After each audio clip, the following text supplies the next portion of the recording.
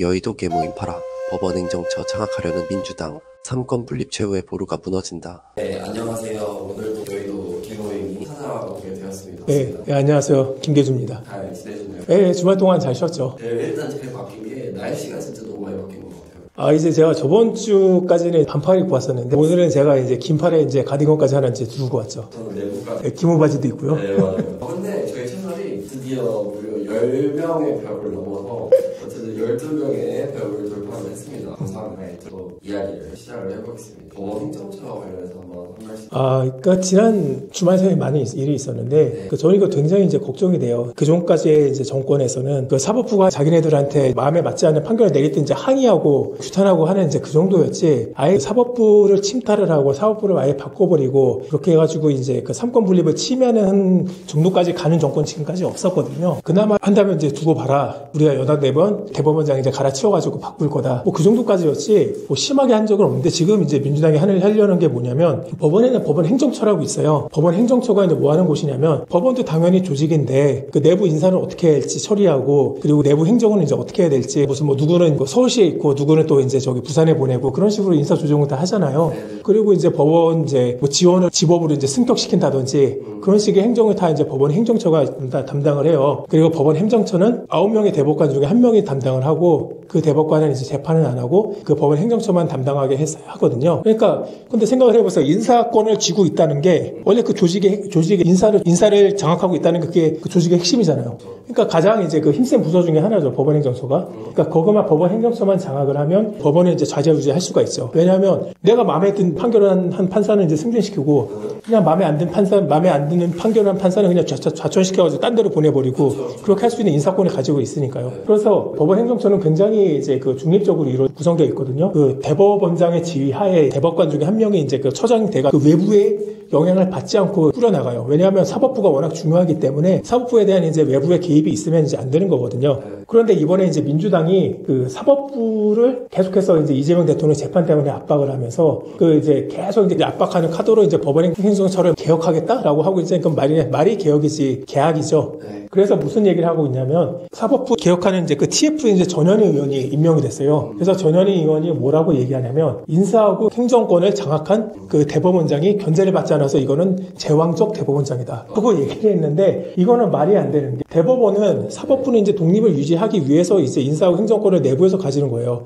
아니 그런 식으로 따지면 행정부 역시 그 내부의 독립을 지키기 위해서 대통령이 그 내부의 인사하고 행정권을 독점하잖아요. 아니 그런 식으로 따지면 이제 대통령도 마찬가지로 여기 이제 인사하고 행정권을 이제 외부 의원들한테 넘겨야 되는 거 아니에요? 아니 그런 식으로 행정부는 가만히 놔두고 대법원만 이렇게 한다는 게 이제 너무 웃긴 거고요. 그러면서 이제 한다는 얘기. 대법원도 그 외부에 대한 견제가 문제가 있지만 그 내부에서도 견제가 지금까지 없었다. 내부에서의 견제가 필요하다 해가지고 뭔가 위원들을 이제 임명하겠다고 하고 있어요. 근데 법원 행정처에 관련해가지고 이제 인사하고 행정을 관련해가지고 그거를 외부에서 위원들을 임명하겠다고 하면 그러면 그 위원들은 또 누가 임명하겠어요? 그건 또 이제 이재명 정부가 임명할 거 아니에요. 만약에 이제 요식행위를 하겠죠. 뭐 대통령이 일부, 대법원장이 일부, 뭐 그리고 이제 뭐 여당이 일부. 그런 식으로 하면 결국 이제 그 다수는 민주당이 이제 마음대로 임명할 수 있게 돼요. 왜냐하면 여당하고 그 행정부를 이제 민주당 몫이 이제 그 추천 몫에 장악을 했으니까. 그렇게 되어버리면 결국은 뭐예요? 법원 행정처도 자기 입맛대로 바꾸겠다는 거잖아요. 그러니까 약간 쉽게 이해를 한 바로는 네. 심판 지금 마음에 안 들어서 본인들이 직접 심판 임명하고 싶다 약간 이런 거 맞아요. 그러니까 내가 플레이어잖아요. 민주당은 지금 이재명 대통령이 재판에 걸려 있고 민주당도 이것저것 이제 법원에 이제 재판에 걸려 있는 상황인데 그럼 이 사람들이 당사자잖아요. 그러니까 플레이어잖아요. 근데 그리고 심판은 대법원이고. 근데 그 플레이어가 그 심판이 마음에 안 든다고 해가지고 심판을 바꾸겠다는 거예요. 본인들이 지금 본인들 입장이 만약에 문제가 심판을 탓할 필요가 없지 않아요? 그렇죠. 그러니까 민주당이 계속 주장하는 게 이재명 대통령이 걸려있는 뭐 이제 위증교사 대장동 뭐 관련해서 재판이 있는데 다 무죄다. 다 이제 그 몇몇 인사들이 음해를 한 거고 뭐 국힘이 공격한 거에 불과하다. 저기 윤석열 정권의 탄압이다. 라고 얘기를 하잖아요. 근데 그건 말 들어보면 다 무죄잖아요. 문제 없잖아요. 아니 그런데 왜 그거를 이제 계속해서 대법원에 못 살게 구는 거예요. 계속 압박을 하고 재판 중단하라고 하고 조희대 대법원장이 이제 탄핵시킨다고 하고 나가라고 하고. 그러니까 이게 캥길 기회가 없으면 그렇게 굳이 안 해도 돼요. 왜냐면 어차피 무죄면 그게 뭐 어차피 재판 나와도 무죄 나올 거 아니에요. 어차피 그리고 이제 집권 여당이 됐잖아요. 집권 여당이 됐는데 그럼 없는 제도 만들어내겠어요? 못하죠. 뭐 혹시 야당이 혹시라도 뭐 그럴 수도 있어요. 뭐 집권 여당인데 집권 여당의 공정한 재판을 못 받는다? 그건 말이 안 되는 거죠. 그렇죠. 네. 실제로 권력을 다도 그 하나를 위해서 지금 다 그렇게 하려고 하는 거네요. 네, 그런 거고. 그리고 이제 민주당이 이제 어떤 위원들을 이제 임명하냐. 자기들 항상 객관적으로 임명하겠다고 얘기하겠지만 지금 그런 그 전례가 있어요. 예전에 민주당이 서울시장을 가져갔을 때 그 서울시 에너지정책위원회라고 만들었었고 거기 위원들을 위촉을 했는데 그러면 에너지 정책 전문가들을 위촉을 해야 될 거 아니에요. 그렇죠. 근데 누구를 임명했냐면 저기 개그우먼 김미아 씨, 그리고 공지영 작가, 그리고 그 두 분이 워낙 강력해서 다른 분들 기억 안 나는데 한 저기 불교계에서 오신 이제 스님 한 분이었고 또 한 분은 이제 그 카톨릭 신부님 한 분이셨어요. 그러니까 에너지 전문가가 없잖아요. 에너지를 다뤄야 되는데 에너지 전문가가 없이 그냥 작가, 개그우먼, 종교인, 그러니까 그런 분들 모셔가지고 어떻게 에너지 정책을 논의를 하겠어요. 그러니까 그런 분들은 그냥 전문성이 없으니까 그분들을 폄하한다는 게 아니라 그분들은 그냥 감성적으로 되게 표면적으로 그 에너지 정책의 복잡함을 이해하지 못하고 그냥 피상적으로 이해해서 얘기를 할 거 아니에요. 그리고 그 입맛은 이제 민주당 입맛에 맞을 거고 그래서 자연으로 이제 돌아가는 게 중요해. 녹색이 좋아. 해가지고 그냥 친환경 에너지 하자는 거 아니에요. 그리고 그런 거 좋아하는 사람들이고 그게 어떤 개통이라든지 전력 생산 비용이라든지 그런 곳에서 어떤 문제가 있는지는 전혀 모르고 그냥 피상적으로 감성적으로 접근했어. 그래서 그런 사람들을 민주당에서 그 서울시 에너지정책위원회 위원으로 위촉을 한 거예요. 근데 그것처럼 이번에도 만약 이제 법원 행정처를 이제 없애버리고 그 새로운 이제 외부 위원들을 이제 한다고 하면 다 민주당 입맛에 맞는 사람들을 위촉을 하겠죠. 그거는 이미 예상이 되는 게 지금 법제처장 있잖아요. 법제처장도 그 이재명 대통령 변호인 출신이에요. 그래서 법제처장이 원래 법제처장은 법제 해석한다는 굉장히 강력한 권한을 갖고 있기 때문에 그 말을 조심해야 되고 항상 중립적으로 그 판단을 해야 되는 자리거든요. 그런데 불구하고 대놓고 변호인처럼 행동을 해요. 대놓고 이제 저기 이재명 대표 문제 없다 그거 이제 그런 식으로 계속 얘기를 하는데 그러니까 그렇게 얘기할 사람들을 마찬가지로 이제 법원 그 법제처장에 임명한 것처럼 법원 행정위원 뭐 그런 식으로 만들어가지고 하겠죠. 그러니까 그렇게 돼버리면 민주당이 원하는 게 다 돼요. 왜냐하면 법원 행정처 그럼 법원의 인사권을 다 장악하게 되면 그러면 그동안에는 판사들이 자기네들이 양심에 따른 제대로 판결을 했을 때 그 조희대 대법원장이 그걸 다 지켜줄 수가 있었거든요. 왜냐하면 인사권을 대법원장이 다 들고 있으니까. 그런데 이렇게 바뀌게 되면 조희대 대법원장은 그냥 허수아비가 돼요. 대법관 9명 중에 그냥 원오브댐이에요. 왜냐하면 대법원장으로서 그 내부 인사에 대해서 권한이 사라지게 되니까. 그래서 이제 그 조희대가 계속 그 탈핵하기에는 좀 역풍이 불 것 같고 그 압박을 하는데도 자리를 계속 지킬 것 같으니까 이런 치졸한 수를 이제 꺼내든 거죠. 이래도 안 버텨? 이렇게 하면 이제 법원 행정처 조직이 우리가 망가뜨릴 텐데 라는 게 이제 민주당이거든요. 실질적으로 이제 팔다리. 예. 근데 이게 좀 정말 이제 이것도 내로남불인 게 이렇게 법원 행정처가 그리고 대법원장이 이제 제왕적 대법원장이라서 문제가 있었다면 왜 문재인 정부 때 그걸 안 고쳤어요? 그 문재인 정부 때 그 김명수 대법원장 있었잖아요. 아니 그때는 이제 자기네 사람이 인사권을 다 쥐고 있으니까 그때는 멀쩡히 뒀다가 윤석열 대통령이 임명한 이제 조희대 대법원장이 있으니까 법원 조직에 문제가 있다고 하는 거잖아요. 이게 얼마나 치졸해요. 그러니까 제도의 문제가 아니라 그 자기들 민주당이 자기 마음에 드느냐 안 드느냐 그 문제예요. 그런데 그 문제가 있으면 아까도 처음에 얘기했듯이 이전 정권들은 그래 어쩔 수 없지 하면서 그래 이제 다음에 이제 너 대법원장 임기 끝나면 이제 두고 보자 그거였는데 민주당은 이제 한술 더 떠서 더 흑화해가지고 대법원을 절단 내려고 하는 거죠. 그렇게 해가지고 대법원을 완전히 이제 자기들이 장악하려고 하는 거고 그 이유는 이제 간단하죠. 왜냐하면 그런데 그렇게 하면 분명히 바꾸겠죠. 제가 보기에는 바꿀 거예요. 민주당을 이제 견제할 수단이 남아있지가 않고 국힘이 이제 의석수가 적기 때문에 이제 본회의 통과를 막지를 못하잖아요. 그리고 어차피 여론은 민주당 이렇게 사법개혁하는 거 계속 비판하고 있지만 어차피 지금 민주당 입장은 어차피 욕먹는 거 하나 안 하나 똑같은 거예요. 어차피 지금도 욕먹고 있는데 해도 욕먹고 그걸 하면 어차피 하자라고 해가지고 바꿀 거고 그리고 이것들이 이제 바꾼 게 이제 정권이 바뀌면 다 그대로 반대로 민주당의 업보로 돌아올 거예요. 그럼 또 다시 민주당에 또 얘기를 하겠죠. 왜 대통령이 모든 권한을 다 집중해서 갖고 있냐. 제왕적 대통령제가 문제다. 대법원도 왜 독립성을 해야 돼. 왜 이제 그 대통령이 인사권을 쥐고 있느냐. 라고 해가지고 다시 떠들어댈 게 민주당 놈들이에요. 시스템을 아예 바꿔버리려고 하는 거네요. 기존의 시스템을 유지하려고 하는 거예요. 그리고 사법부 자체도 원래는 정치적인 그런 외압이 있으면 안 되는 거잖아요. 그렇죠. 그러면 제대로 된 판단을 낼 수가 없으니까. 근데 이제 실질적으로 한 사람을 지금 하는데 이게 어떻게 보면 되게 로펌 같은 거 아닌가요? 나라가 전체가 로펌이 돼버린 게 아닌가요? 그 로펌 이제 그 대표 변호사가 이제 법제처장인 거죠. 그 파트너 변호사들이 이제 저기 이제 국회의원으로 하고 있고. 그거 뭐야? 전관 예우가 아예 필요가 없는데요. 이제 현관 예우죠. 대한민국 최고 로펌이죠. 네, 최고 로펌. 하지 않아도 패소 걱정하지도 않고 네. 판결도 이제 자기들이 하고. 그러면 이제 진짜 그렇게 되면은 네. 만약에 그 재판 중지법이 되면은 지금 이재명 대통령한테는 네. 다 싹. 그러니까 지금 이제 국회 본회의에 걸려있는 법안 중에 하나가 네. 그 재판 중지법이거든요. 네. 그러니까 현직 대통령의 경우는 이제 재판이 중지될 수 있도록 한다. 그것은 이제 명백히 근거로 마련된 법안인데 네. 이제 이거가 통과가 되면 이제 아마 통과될 거예요. 아마 지금 법사위도 지금 지난 5월에 통과됐었고 지금 국회 본회의 단결만 남아있기 때문에 본회의 열었을 때 이제 통과시키면 되거든요. 근데 이게 통과되면 대통령에 대해서 어떠한 그 견제도 이제 불가능하죠. 그러니까 대통령의 탄핵 소추에 대해서 이제 할 수가 없다고 헌법에서 규정을 한 거는 그 대통령이 대통령으로서 이제 통치 행위를 하는 데 있어서 그에 대해서 그 사법적인 그 견제가 들어온 것은 과다하다고 생각을 해서 그거에 대해서 규정을 해놓은 거거든요. 네. 그게 대통령의 통치 행위에 대해서 이제 그렇게 해놓은 거지.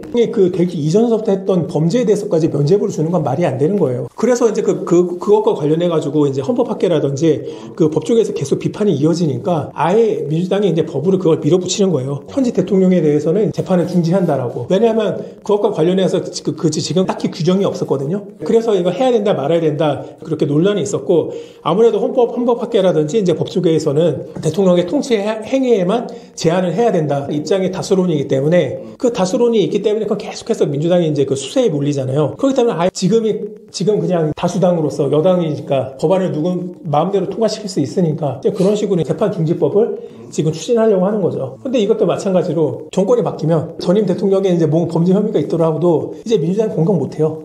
네. 공격 못하고 또 이제 공격을 하겠죠. 아니, 대통령이 아무리 됐다고 해서, 대통령 되기 전에 이제 범죄행위에 대해서 이제 소추하지 않는 게 어딨냐. 이제 그런 식으로 또 민주당은 또 공격하겠죠. 민주당은 그 내로남불의 화신이기 때문에 그거를 가만히 둘 수가 없어요. 아니, 진짜. 네. 내 머릿속에 그 지우개가 네. 있다는 것처럼 진짜 했던 말들, 본인이 했던 말들 다 있고, 항상 그 본인들 입장에서 맞게. 아니, 근데 지우개도 아니에요. 지우개는 정말 잊어버렸다는 거잖아요. 근데 그 사람이 잊어버린 게 아니에요. 민주당은 잊어버린 게 아니라 알고 있어요. 알고 있는데 그냥 지들 마음대로 그냥 하는 거예요. 지들이 야당일 때는 되게 이제 뭐라고 해야 될까?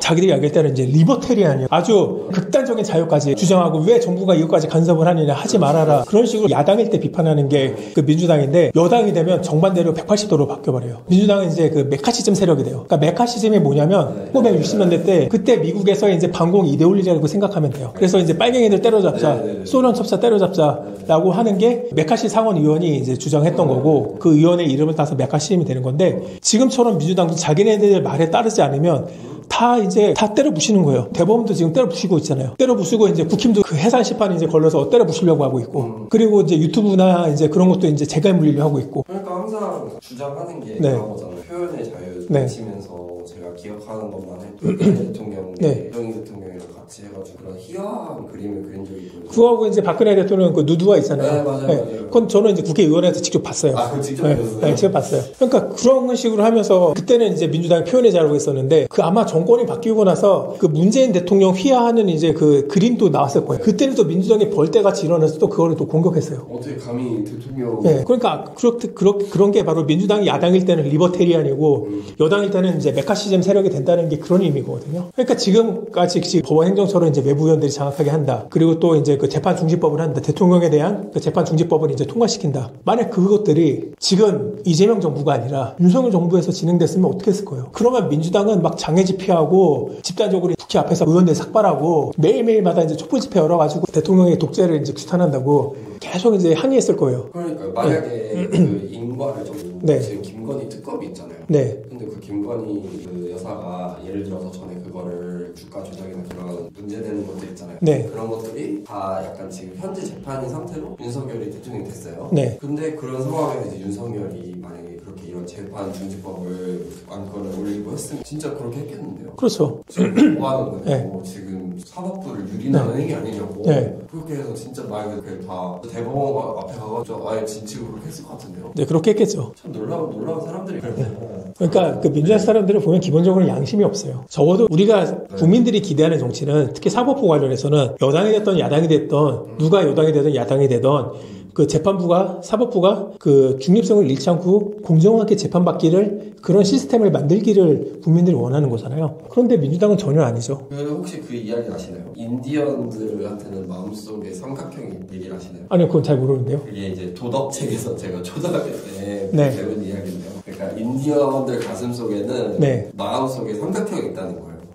그래서 이제 양심에 찔리는 일을 하면은 네. 그게 이제 삼각형이니까 돌아가면 아프잖아요. 민주당 사람들은 네. 마음속에 원이 있을 거예요. 아무리 그걸 돌려도 네. 그렇죠. 네. 네. 그러니까 마음속에 이제 그 세모 그 삼각형이 있어가지고 민주당이 이 행위를 하는 거 이것도 좀 아니지 않나? 라고 해서 그 내부에서 비판했던 사람들은 이재명 대통령이 개딸동을 써 어떻게 처리했어요? 아니 국힘은 이렇게 한다. 상대 정당이 이렇게 한대. 그래서 너는 이제 수박, 너는 숙청돼야 돼. 그래서 다 이제 쫓겨났잖아요. 그러니까 자리도 안 주고. 네. 그래서 지금 민주당 하는 걸 보면 되게 신기하잖아요. 그러니까 이전에 문재인 정부 때까지만 하더라도 그리고 그 이전에 이제 어떤 정보를 보더라도 그 내부의 비판 세력은 다 있었어요. 내부에서 이제 저기 대통령이 뭐 하면 그거 가지고 비판을 하고 저기 이제 예를 들어서 이제 그 이명박 정부 때 그 수도권 이전 관련해가지고 그거 반대한 게 이제 내부의 박근혜 의원이었잖아요. 그때 열린우리당 얼마나 시끄러웠어요. 그 노무현 대통령이 한미 FTA 맺고 이라크 파병했을 때 민주당 내부에서도 엄청 비판했었잖아요. 그러니까 그런 식으로 내부에서 이제 그 대통령 아무리 이제 여당이라 할지라도 내부에서 이제 뭔가 이제 그 자기네들이 이제 그 정당의 이제 기조라든지 정강 정책에 맞지 않는다고 생각하면 그래서 비판할 수 있거든요. 그런데 이재명 정부에서는 누가 이재명 정권에서 뭐 하는 거에 대해서 누가 비판하는 사람 내부에서 아무도 없잖아요. 또 부동산 정책할 때 내부에서 누구 비판하는 사람 한 명도 없죠. 네. 그러니까 그나마 좀 생각이 이제 있는 사람들이 언론 인터뷰에서 익명의 수도권 모 의원은 그런 식으로 익명으로 이제 취재하는 경우는 있는데 아니 정치인이 정치를 하려면 자기 이름 까놓고 하는 거지.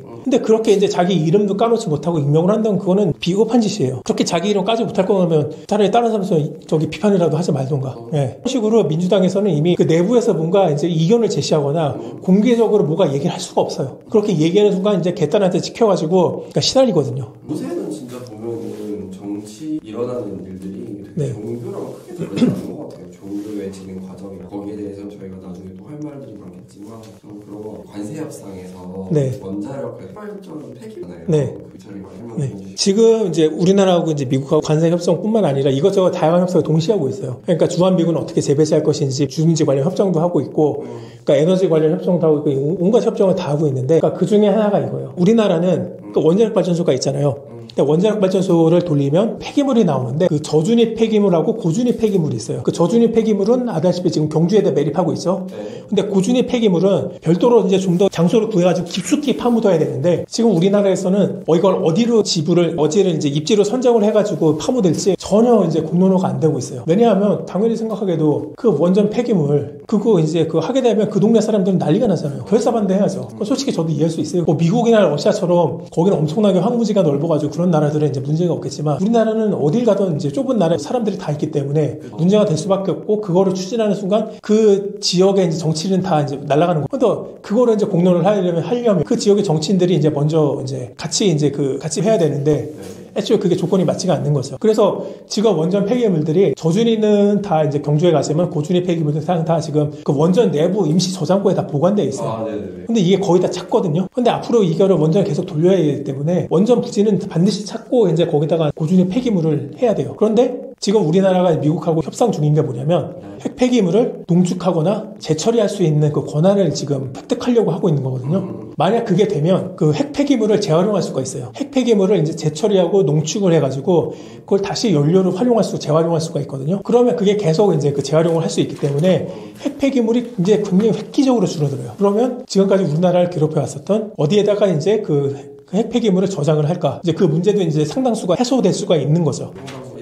그러면 새로 원전도 만들 수가 그러니까 원전을 또 더 가동할 수 있는 거 아니에요? 그렇죠. 그동안에는 핵 폐기물을 어디다가 이제 저장할 곳이 없기 때문에 원전을 늘려서는 안 된다. 그것도 굉장히 이제 원전 반대론자들의 굉장히 강력하고 합리적인 반대 근거였거든요. 그런데 그게 거의 지금 예상으로는 타결이 될 것 같아요. 그러니까 그렇게 돼버리면 이제 원전을 늘릴 수 있는 그 환경이 확 이제 마련된 거죠. 그런데 웃긴 거는 뭐냐면 이재명 정부는 신재생 에너지를 확대하려고 하고 있어요. 특히 해상 풍력을 확대를 하게 하고 그거를 이제 거의 이제 우리나라 이제 100기가와트 우리나라 전력의 거의 3분의 1까지 확충하겠다는 게 그 김성환 이제 에너지 장관, 그러니까 기후 장관이 이제 그 주장이기도 하고 굉장히 해상 풍력을 늘리려고 해요. 근데 그게 말이 안 되는 거예요. 이렇게 원전을 활용할 수 있는 길이 열렸으면 그거를 늘려야지. 그걸 왜 안 늘려요? 네.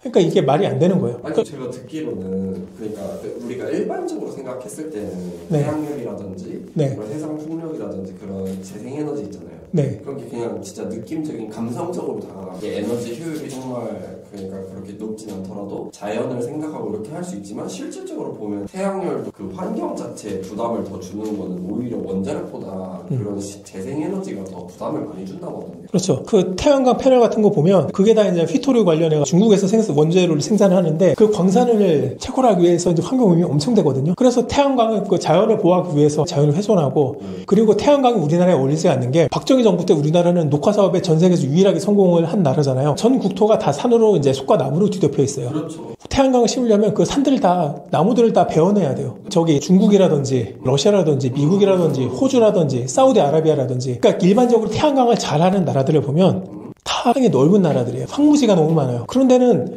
솔직히 세워도 상관없죠. 그렇죠. 뭐 나무를 베어나는 것도 아니고 그냥 사막 그냥 암석밖에 없는 곳인데. 근데 우리나라는 그냥 멀쩡한 이제 산을 훼손하고 저기 이제 나무 베가면서 환경을 살린다고 한다는 게 더 웃긴 거죠. 그렇죠. 근데 웃긴 거는 그 감성적으로 접근한다는 그런 이제 비에너지 전문가들도 그런 거에 대해서는 이제 눈에 보이잖아요. 근데 산 다 깎아버리고 거기다 태양광 발전 패널 설치한 거. 그걸 보면서 아무도 말 안 해요. 그러니까 이 사람들도 이미 편향된 사람이라는 거죠. 그냥 감성적이지만 중립적인 사람이라면 그것에 관련해서 비판을 했을 거예요. 그러니까 지금 일본 같은 경우를 보면 일본이 8년에 미국하고 원자력 협정을 맺어가지고 그 일본도 처음으로 이제 그 핵 폐기물을 재처리하고 농축할 수 있는 그 권한을 획득을 했거든요. 이게 왜 문제가 그동안 이제 한국이 왜 그걸 받지 못했냐면 그 핵 폐기물을 이제 농축하고 재처리한다는 거는 이게 핵무기예요. 이게 핵무기를 만들 수 있는 그 원재료가 되기 때문에 농축하고 그렇게 하면 안 되기 때문에 그동안 막아왔던 거거든요. 그러니까 일본도 그런데 이제 85년에 이제 프라자 합의를 해가지고 완전히 경제가 망가졌잖아요. 그래서 그런 다음에 이제 그나마 이제 미국한테 경제가 이렇게 망가졌는데 이렇게 하나라도 좀 풀어달라라고 해서 받아온 게 그 재처리 기술이 원전 핵 폐기물 재처리 기술이거든요. 그래서 그 일본 같은 경우에는 지금 원전 비중이 5%인데 그 2040년까지 20%로 늘리려고 하고 있어요. 왜냐? 그게 원전이 훨씬 더 효율적이고 재처리나 농축 기술을 이제 활용할 수 있기 때문에 그래요. 그러니까 생각을 해보면 우리나라를 제외하고 그 원전은 이제 핵무기를 가질 수 있는 나라, 미국도 됐고 이제 중국도 되고 러시아도 되고 프랑스도 그렇고 다 그런 나라들은 원전을 갖고 있어요. 핵무기를 만들 수 있다는 거는 그만큼 이제 그 핵 폐기물을 효율적으로 관리할 수 있다는 거기 때문에 그런 나라들은 다 원전 강국이에요. 일본도 핵무기를 만들지는 못하지만 그래도 재처리를 할 수 있는 권한이 있고요. 그런데 우리나라를 보면 앞서 얘기한 뭐 미국하고 뭐 프랑스 못지않은 원전 강국임에도 불구하고 재처리 기술이 없었기 때문에 지금 쩔쩔매었었거든요. 재처리 기술이 이제 활용될 수 있게 되면 이제 원전은 진짜 날개를 다는 거예요. 그 원전 산업은 날개를 달 수 있고 국내는 물론 해외에서도 이제 수출할 수가 있는 더욱더 강력한 근거가 생기는 거거든요. 근데 이건 뭐랄까 돼지목에 진주 목걸이라고 해야 되나? 그러니까 이거를 얻어내봤자 이재명 정부에서는 이걸 활용할 생각이 없어요. 그 재처리 기술 늘어나봤자 재처리 기술이 이제 재처리하고 농축 기술을 미국한테 약속받아봤자 뭐 그럼 그걸 원전을 늘리는 데 써야지. 그럼 이거는 뭐 핵무기 만드는 데 쓸 건 아니고. 그러니까 지금 활용을 못할 거예요 이재명 정부는. 재생에너지 있어야 되니까. 네. 근데 그것도 생각이 나는 것 같아요. 전에 그 문재인 정부 원자력 관련해서 규제를 엄청 했잖아요. 그러면서 수출하려고 할 때 그때는 원전 수출한다고. 우리는 이제 원자력 규제하면서 다른 원자력 쓰라고. 그러니까 웃기잖아요. 이제 국내에서는 원전이 위험하니까 쓰지 말자 하는데 해외 나가서는 이거 좋습니다. 쓰세요 하면 해외 어떤 나라가 그거를 좋군요라고 하겠어요. 그러니까요. 본인들이 쓰는 나라조차. 그러니까 기본적으로 상식만 해도 아니 어떻게 내가 안 쓰는 걸 남한테 쓰라고 하겠어요.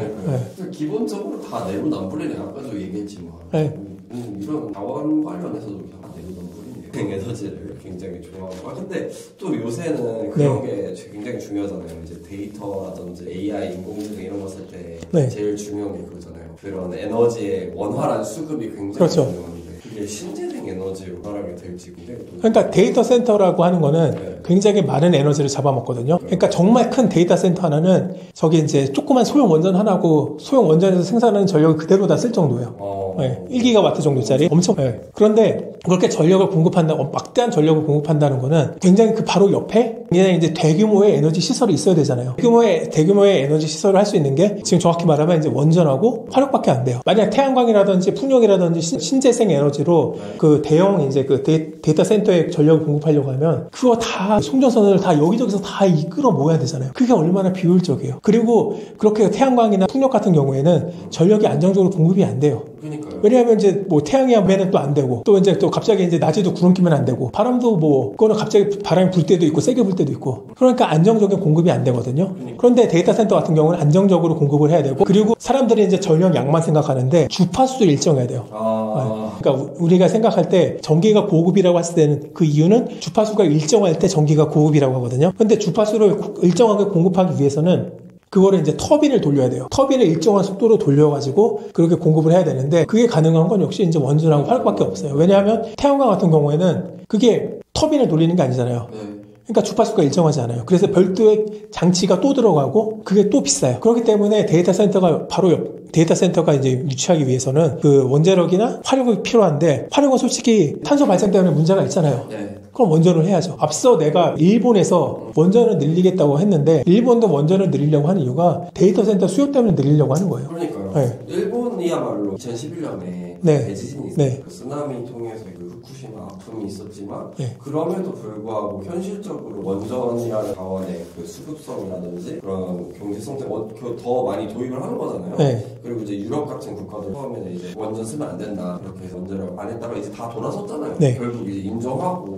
그러니까 그게 뭐냐면 근데 웃긴 게 뭐냐면 일본은 쓰나미를 겪고 후쿠시마가 아직까지 오염돼 있잖아요. 그럼에도 불구하고 원전이 이제 이 나라의 경제, 일본이라는 국가의 경제와 산업 유지하기 위해서 필요하다라고 생각을 해서 한 거잖아요. 근데 우리나라는 웃긴 게 뭐냐면 문재인 정부 때 문재인 대통령이 영화 한 편 보고 나서 아 원전이 이렇게 위험한 거구나 하지 말자. 아니 무슨 영화 한 편 보고 이제 정책 결정을 내려요. 그리고 이제 저기 유럽 같은 경우가 탈원전을 할 수 있었던 건 거. 특히 이제 그 독일 같은 경우에는 러시아가 천연가스 공급을 파이프라인을 통해서 해줬어요. 그래서 원전이 필요가 없었어요. 왜냐? 신재생으로 다 이제 에너지 돌리고 신재생 에너지가 이제 들쭉날쭉하잖아요. 관련해서 이제 전력이 이제 부족하거나 그럴 때는 그 러시아에서 공급하는 그 신재생 그 가스, 즉 천연가스 그냥 가스발전소 돌려가지고 메꾸면 되거든요.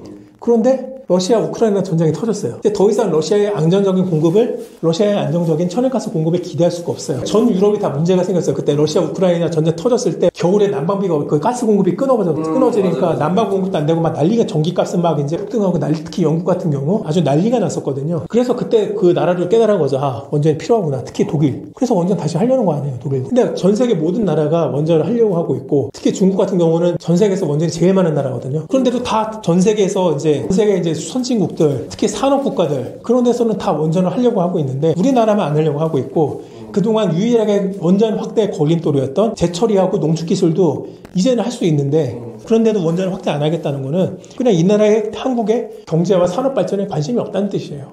복잡하네요. 아직까지도 그렇게 진행되어